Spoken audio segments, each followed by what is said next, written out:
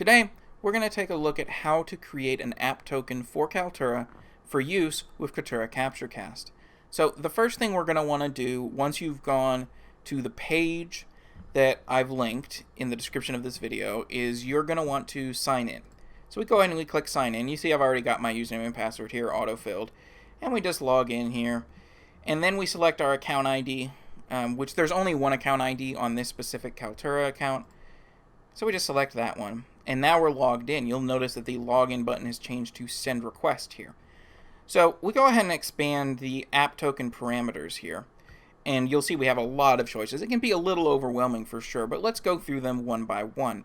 First, we have description. Now, description is not a required field, but it is helpful for knowing why you created a token, especially if you're going to create a number of them.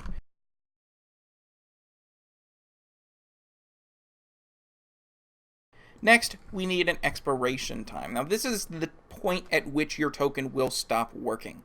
So, and this is also not just a normal date and time. This is a Linux timestamp, Unix timestamp, I should say, which basically means the number of seconds since January 1st, 1970. So what I've done is I've created a Unix timestamp here that basically equates to December 30th of 2030. More than 10 years from the time of this recording. Next, we need to choose a hash type. Now, according to Kaltura's documentation, there's only two valid hash types here, SHA-1 and SHA-256. It doesn't really matter which one you select, although SHA-256 is obviously more secure. Next, we have session duration. Now, this basically means that when your token creates a session for uploading or whatever, how long does that session last? Now, in the past, we've basically found that the sweet spot to avoid any problems, especially with pending tasks and those sorts of things, is to just set the session duration to 24 hours. And this value is in seconds, so 86,400 seconds. Session privileges, we're going to go ahead and leave blank, because we just want to create a standard admin session without any specific limited privileges. We just want a fully unlimited admin session. So for session type, we go ahead and we choose admin.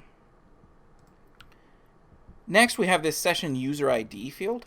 Now, this session user ID field is not necessary to fill out because more than likely you will be overwriting this somewhere else, whether that's in the Kaltura scheduler or in our template. So this isn't really necessary most of the time, though there may be special cases where you might want to use it. But that would also require creating a token for each separate user, which is tedious and probably not recommended. So now that we've got all of those fields filled out, you'll notice it over here in our sample code. We go ahead and we click Send Request. And now, yeah, I've blurred it out, but it has returned an ID, a token, our partner ID, when it was created, when it was last updated, the current status, the current expiration, the session type, session duration, hash type, description, and then object type, which is obviously Kaltura app token. So now all I need to do is I take this ID and I take this token and I go ahead and I put them into Capturecast.